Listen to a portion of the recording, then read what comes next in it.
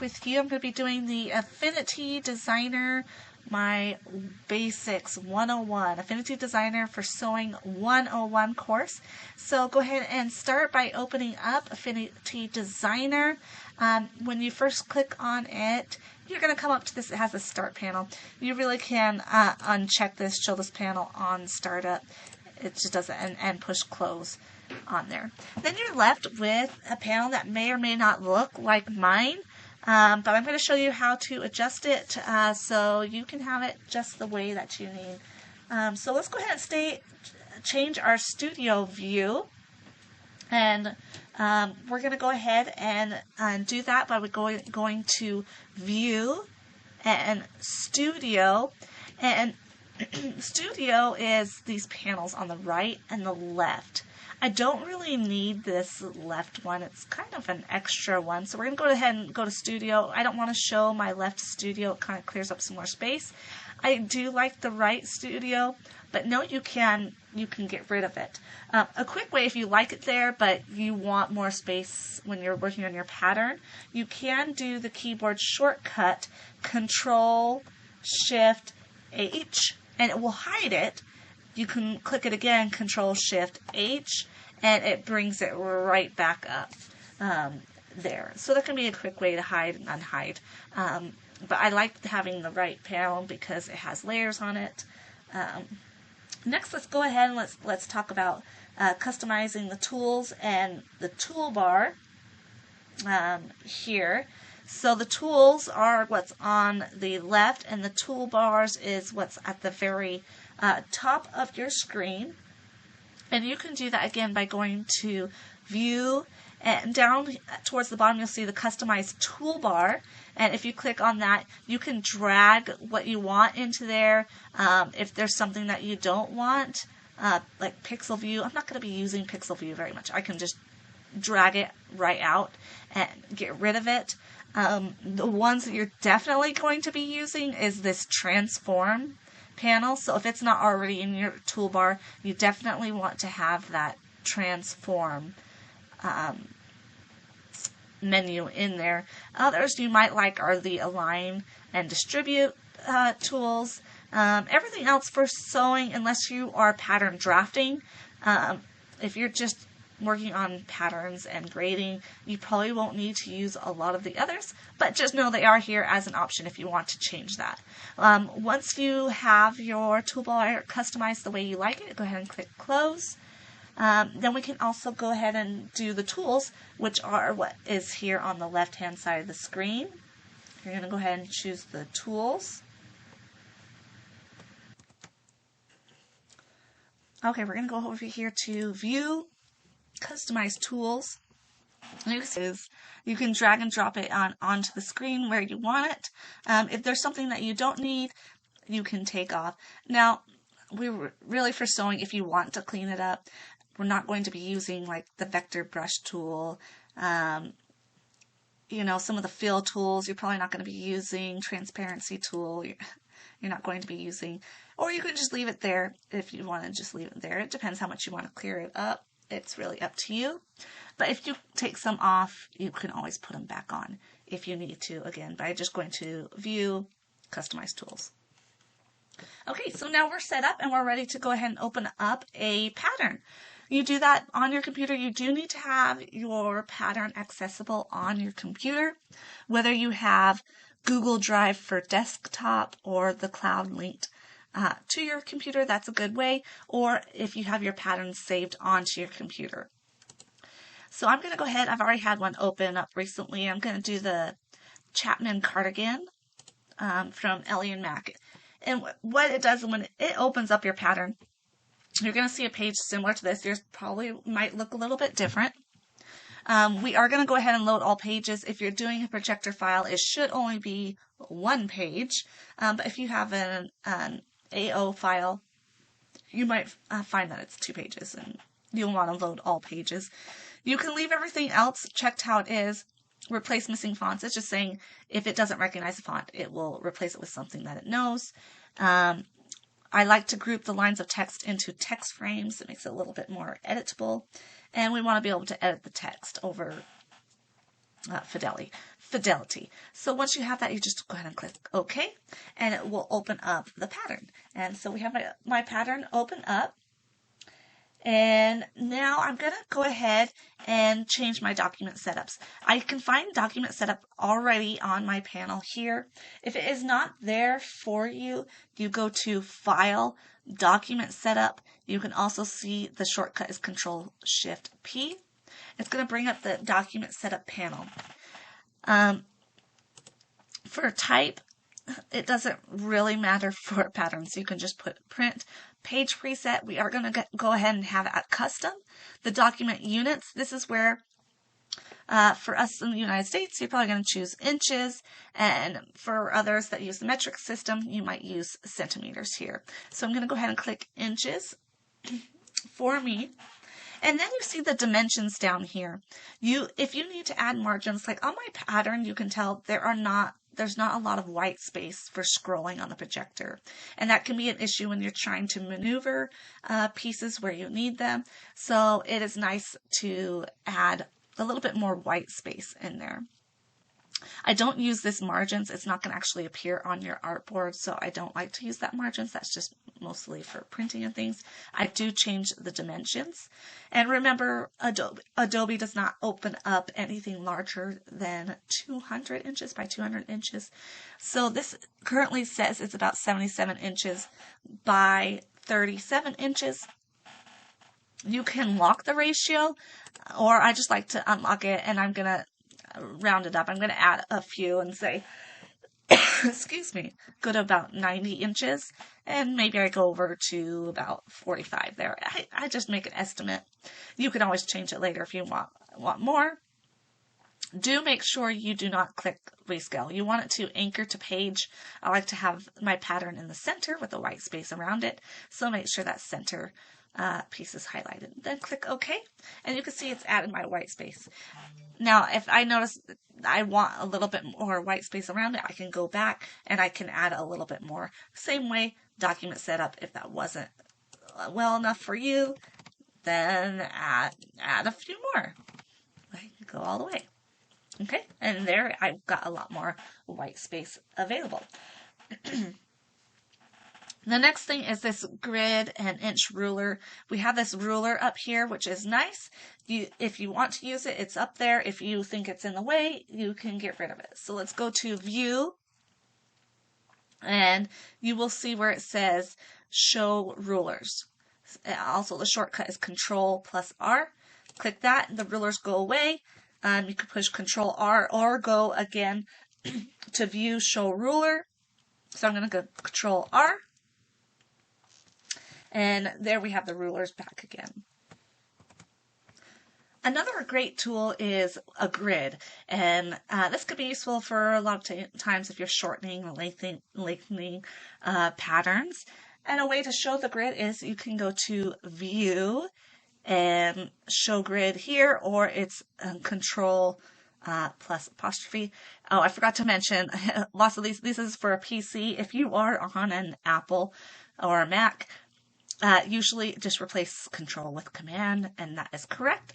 In the tutorial on the website, I will have a list of the shortcuts for both Mac and PCs. So I'm going to go ahead and show grids so you can see how it shows all the grids there. They are divided into inches, so that can be helpful.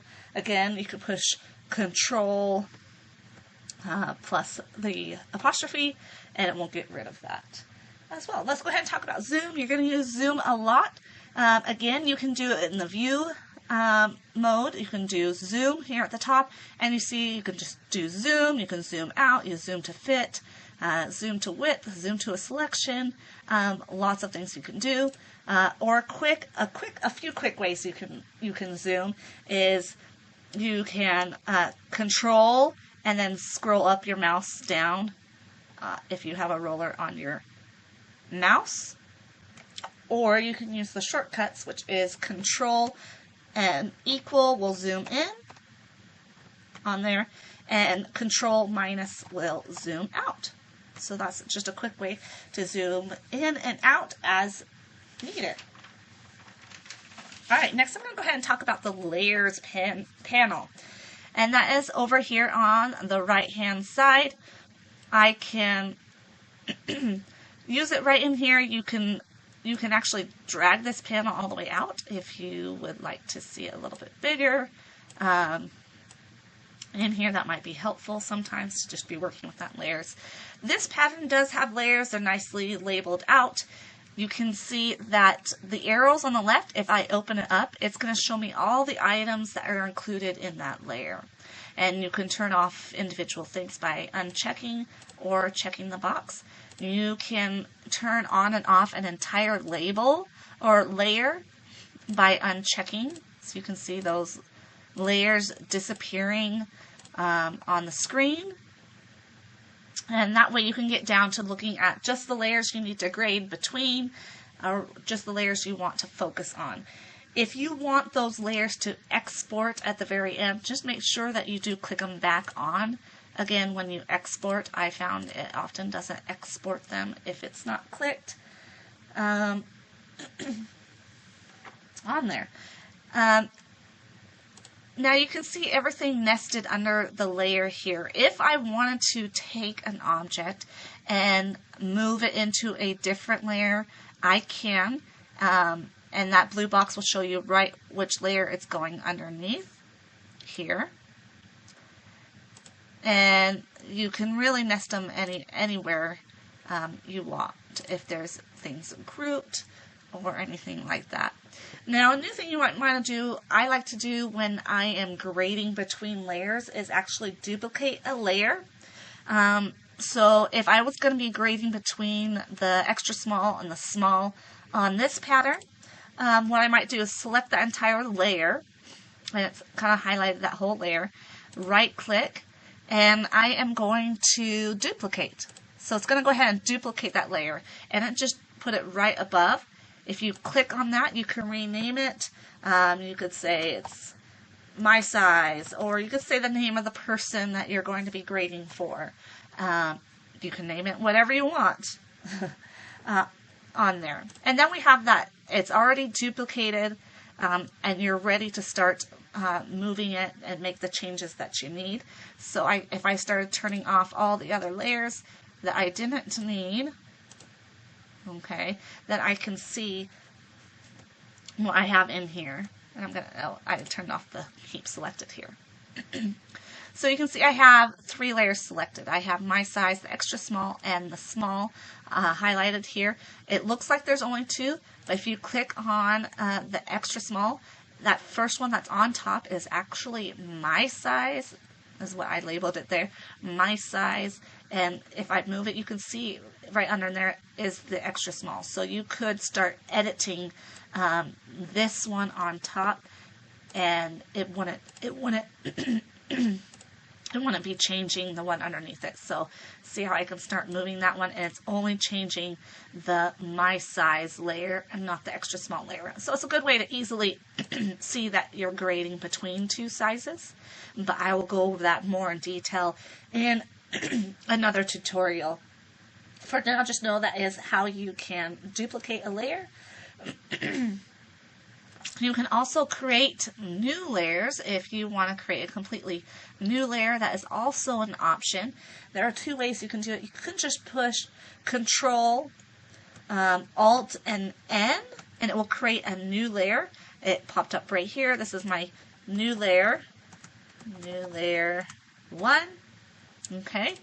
Or you can come down here. It looks like a little piece of paper. You can click on that, and it will also add a layer on there. I'm going to delete those layers that I just made because I don't need those. So I can just right click on them and delete. So that's just a quick overview. I know it's kind of fast of the layers. There's lots you can do within layers. Now let's talk about, I'm going to go ahead and keep that my size. Something you're going to use a lot, especially if you have like this one that is cut on fold and you want it to be mirrored so that you don't have to cut on fold. You're going to be using the duplicate and flip quite a bit. To duplicate, you're just going to go ahead and select that pattern piece that you want. Here, let me get let's select my pattern piece that I want.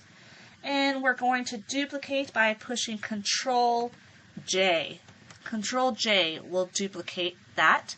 And then you can come up towards the top and you can flip it horizontally, you can flip it vertically. In this case, I need it to flip horizontally. It did that, and then I can just drag it and drop it there. That's something you're going to be doing when you need to unfold patterns. You'll be doing that quite frequently. So there's a quick way. You can see how to duplicate and flip. Again, duplicate is Control J, and then flip is on that toolbar up there. All right, we are almost finished here. You guys are doing so great. The final thing we're just going to go over in the basics on Affinity Designer for Sewing is how to export it as a PDF, because when you are ready to project this pattern, you will need to do it out of Adobe, and Adobe needs to read a PDF file. So all you have to do is go to File, Export, or Control-Alt-Shift-S, it's like save, and click Export. The one that you want is definitely this PDF. PDF for print is fine. I've done both PDF for print and for export. As far as pattern goes, it's really not going to make a difference. In there, we want the whole document. I do like to preview my export when complete. It means it will open up. And then all you need to do is click Export, and then you can name it whatever you want. My size, or whatever you want to call it, and just click Save. And once I have done that, it will pop right up because I asked it to preview. You will come over. Now, notice it only pulls up the layers that I had checked. So like I said previously in the tutorial, if you want all the layers to appear, just make sure they are checked before you export. But then just like any normal file, you can see it. I have my size here that I've duplicated. I can turn off the other sizes and it just has my size there, just like normal layers in Adobe, which is pretty nifty. I think it's pretty cool. I hope you do too. Just my final thoughts. What do you do if you open Affinity Designer and it says the pattern is locked? The quick tip for that is to just run it through PDF Stitcher and open up that new file. It should be unlocked. If that doesn't happen, in a very rare occasion, you might have to use another program, Sedja. But please share this video with friends. Point them to my website, projectorsewing.com, and let them know where you got this tutorial. And I hope you